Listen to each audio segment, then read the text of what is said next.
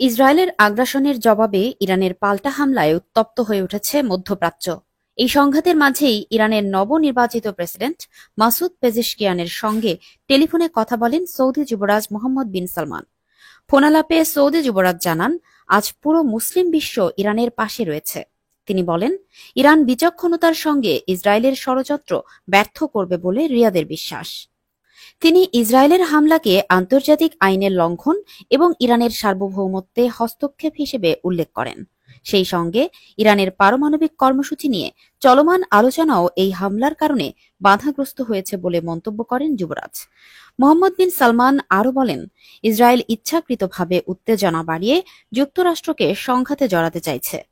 তিনি ইরানিদের প্রতি সংহতি জানিয়ে নিহতদের পরিবারের প্রতি গভীর সমবেদনা ও আহতদের দ্রুত সুস্থতা কামনা করেন। পাল্টা বক্তব্যে প্রেসিডেন্ট পেজেশকিয়ান বলেন, তিনি দায়িত্ব নেয়ার পর থেকেই আঞ্চলিক শান্তির পক্ষে কাজ করেছেন। তবে ইসরায়েল সেই চেষ্টাকে বারবার বাধাগ্রস্ত করছে।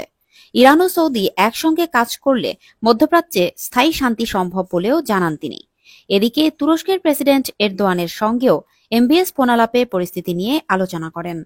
উল্লেখ্য, ইসরায়েলি হামলায় ইরানের সামরিক ও পারমাণবিক স্থাপনায় আঘাত হানার পাশাপাশি প্রাণ হারিয়েছেন অন্তত ৭৮ জন, যাদের মধ্যে আছেন উচ্চপদস্থ সামরিক কর্মকর্তা ও বিজ্ঞানীরা। পাল্টা জবাবে ইরান তেল আবিব ও জেরুজালেমে হামলা চালিয়েছে। এছাড়া ইসরায়েল ইরানের জ্বালানি স্থাপনাতেও হামলা চালিয়েছে। এই ঘটনার পর মধ্যপ্রাচ্যে নতুন করে বড় ধরনের সংঘাতের শঙ্কা তৈরি হয়েছে।